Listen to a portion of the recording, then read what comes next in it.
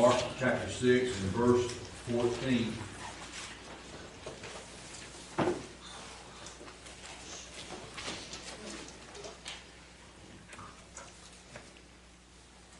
Mark writes here, and King Herod heard of him, for his name was spread abroad. And he said that John the Baptist was risen from the dead, and therefore mighty works did show forth themselves in him. Others said that it is Elias, and others said it is a prophet, or as one of the prophets. But when Herod heard thereof, he said, it is John, whom I have beheaded, for he is risen from the dead. For Herod himself had sent forth and laid hold upon John, and bound him in prison for Herodias' sake, his brother Philip's wife, for he had married her. For John had said unto Herod, it is not lawful for thee to have thy brother's wife. Therefore Herodias had a quarrel against him, and would have killed him, but she could not. For Herod feared John, knowing that he was a just man and holy, and observed him. And when he heard him, he did many things, and heard him gladly. And when a convenient day was come, that Herod on his birthday had a supper to his lords, high captains, and chief states of Galilee. And when the daughter of the said Herodias came in, and danced, and pleased Herod, and them that sat with him, the king said unto the damsel, ask of me whatsoever thou wilt, and I will give it thee.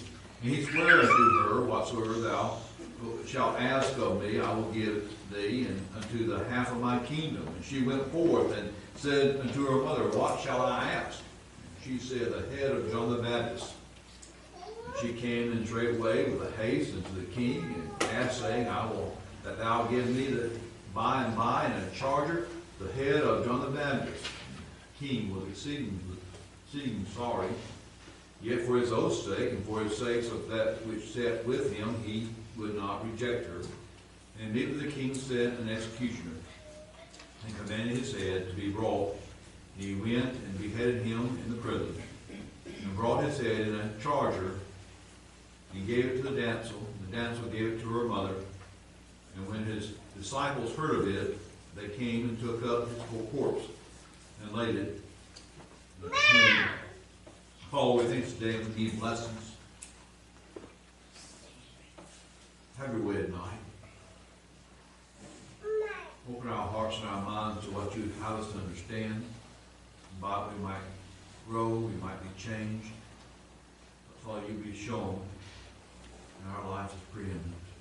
For your glory, your only praise, in your precious holy name. Amen.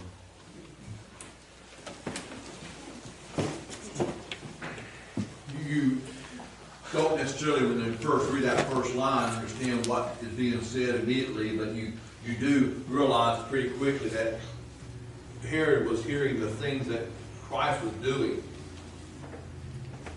Christ had, in this early part of his ministry, had been staying mostly up in Galilee, away from in Capernaum, and was just beginning to move away from that area, going back to Nazareth, and just a few areas after that. And his disciples were going out, and his name was beginning to go spread abroad.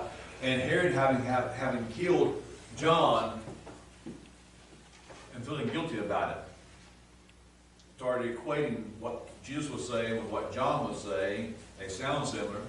Some of the things that they were doing was very similar. And so, and yet Christ was even more than what John was, and in his mind he began to put together some things. And I want you to note, I want to approach this from a little different standpoint than what Mark writes in here. So let me show you some things. First of all, let me make mention also, we mentioned this morning, and you saw it, you were here this morning, saw verse 15, and when I read it, you thought, oh, that's more of it. But they, for the whole time of Christ's ministry, were just relating him and comparing him to the prophets of old. Verse 15, others say that it is Elias, others that it is a prophet, or one of the prophets. It was going on, not to preach this morning message again, but we'll go away from it. But I want you to note some things about what Herod did.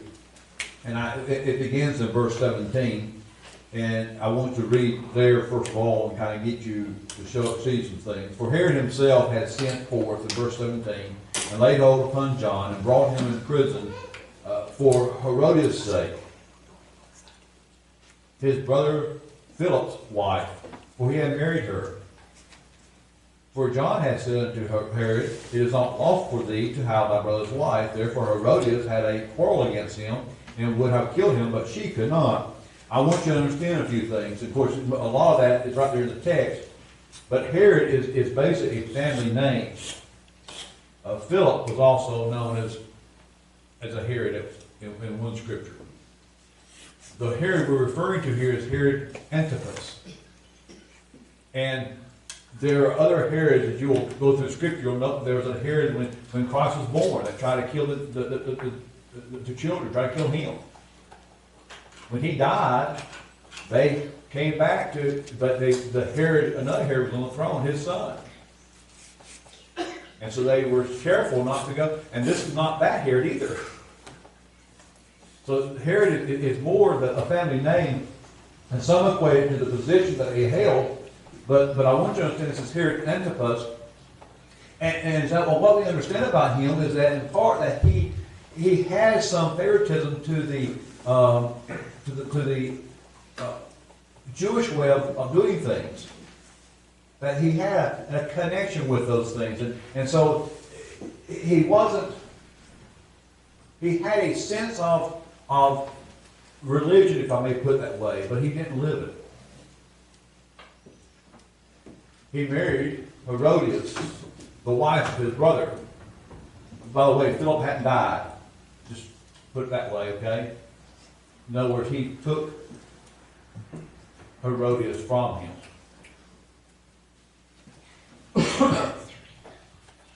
And John had come and told him, so listen, this is wrong. What you're doing is sin. It's not right. You're living in sin. And some of the scripture indicates that Herod recognized this. But Herodias was offended by it. And she wanted John dead.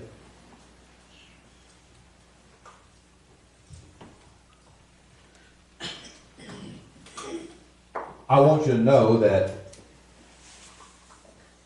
from what I'm seeing and reading in this, I feel like that Herod realized that what he was doing was wrong, but didn't stop.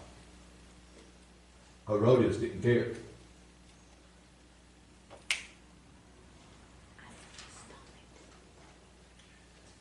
In fact, in verse 20 it says, for Herod feared John. There's a reverential type fear here. He knew, it says, knowing that he was a just man, that he was righteous and holy. In other words, that he was not just but he was a holy man. That what he did was holy. What he lived was holy. And then it used the term and observed him. The term means to keep watch over. Or if I may put it this way, to keep safe. Part of Herod's idea of putting John in prison was in part to keep him away from Herodias.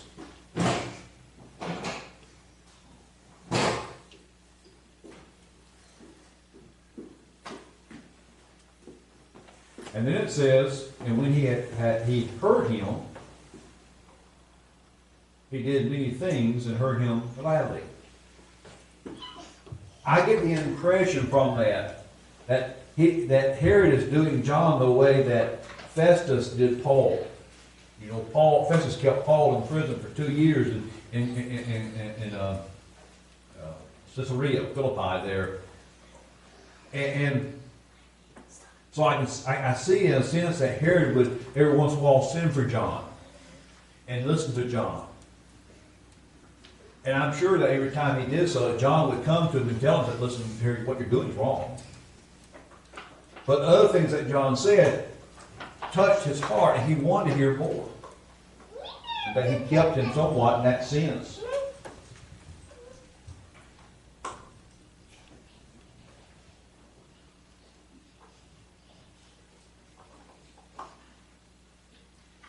Then it happened, verse 21. And when a convenient day was come, I want to tell you something.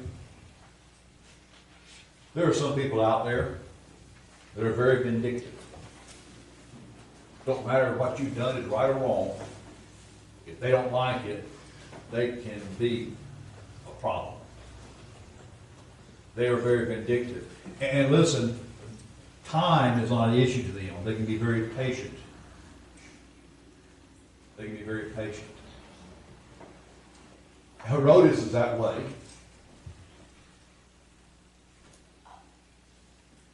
She knew she couldn't get to John right then.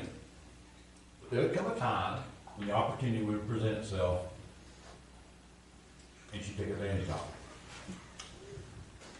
Look what it says. And when a convenient day was come, and Herod was on his birthday, and made a supper to his lords, high captains, and chief estates of Galilee. Herod is throwing himself a birthday party. And he has all these people around him that are lords and captains and the chief of his kingdom as such. And they're coming around and they're celebrating with him. And I'm going to tell you that the party is probably somewhat drunken. It doesn't say it here. And then in verse 22, the daughter of Herodias comes in. And when the daughter of the said Herodias came in and danced and pleased Herod, and them that sat with him, the king said unto the damsel, ask of me whatsoever thou wilt, and I will give it thee. I'm going to tell you something. The dance that she danced was not a nice dance, okay? I'm going to tell you it was probably highly suggestive. I'm going to tell you that it was probably very lewd. And that's enough to tell you. And in a room full of drunken men, it worked on their emotions and their lust.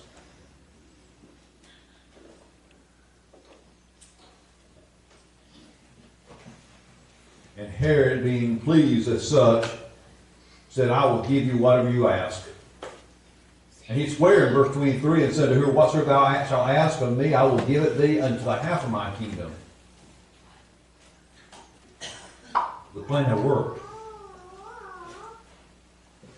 The damsel goes to her mom and says, what do you want me to do? What are we going to ask for, Mom?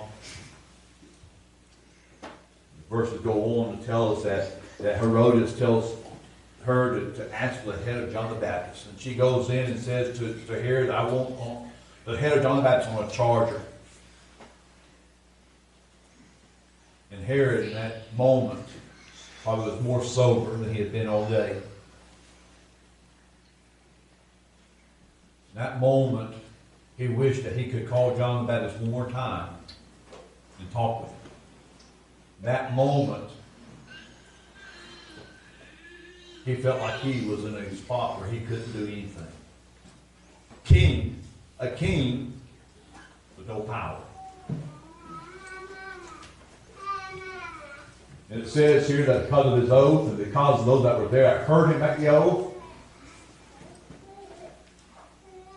he could find no way out. And he sent an executioner out to get the head of John, and John is beheaded. Not every picture painted in the Bible is a pretty one. The head of John the Baptist is put on a charger and brought and given to the damsel. I can't imagine what a young girl would want with the head of a man. And she took it and gave it to her mom.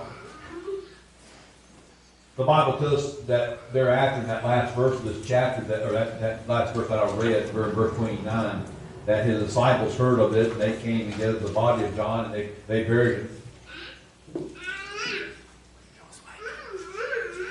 I went to here first because I wanted you to understand a little bit more why Herod reacted the way he did when he heard about Christ. Herod is troubled. Herod knows that what he was doing with Herodias is wrong. And Herod knew when he punished John for what they were doing, is ultimately what happened. But that was wrong. He understood that John was a just man, a holy man, and that he was punishing them for their own deeds. To cover it up, to make some way. And so, with that said, in verse 14, he goes back and says, and King Herod heard of him, of Christ, for his name was spread abroad. Christ's fame is becoming, spreading over, and Herod began to hear of him. And he said that John the Baptist was risen from the dead, and therefore mighty works did show forth themselves in him. That because he now has risen, he thinks that John has risen. That now that John has risen, that he's doing mighty works as well as preaching the same repentance as before.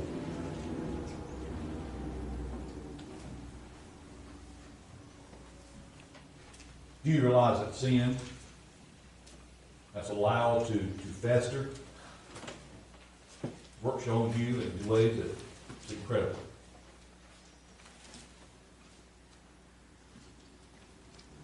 By the way, there's not many cultures who believe in a resurrection. The Jewish culture was one of them that did. That's another reason why you know that Herod was aware of things in the Old Testament.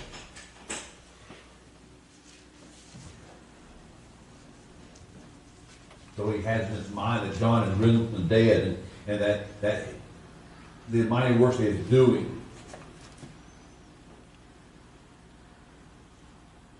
The things that other people were saying in verse 15, that it's Elias, or others said it is a prophet or one of the other prophets.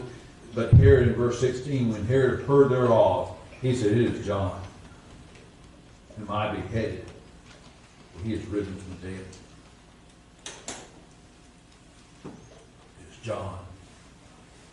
I think from that verse that I don't know how much time had passed between the beheading of John and when Herod first heard of Christ preaching, but the time in that period, I am certain that Herod was dealing with the beheading of John.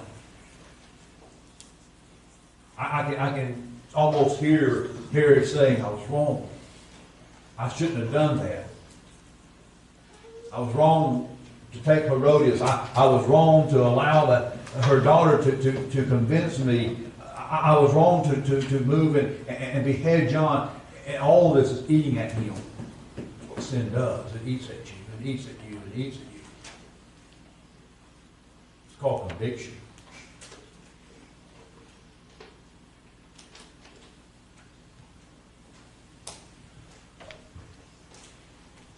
There is no record that I know of that Herod ever sought forgiveness of anything that he had done.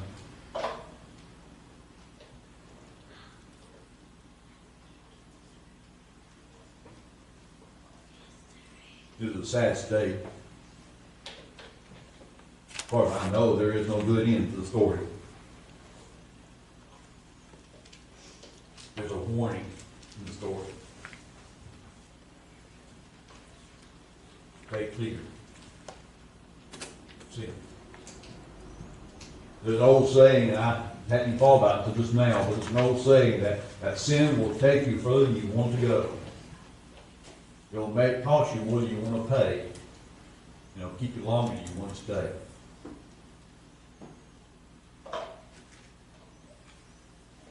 Here it's not to be true.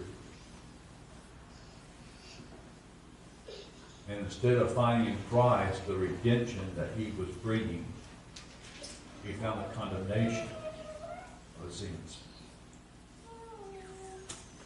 Let's get a song here. 138. I don't know your hearts tonight. Don't know what you've dealt with in life, don't know what you're going through. But if you don't know Jesus Christ, your personal Savior, I would invite you to come and give your heart to him.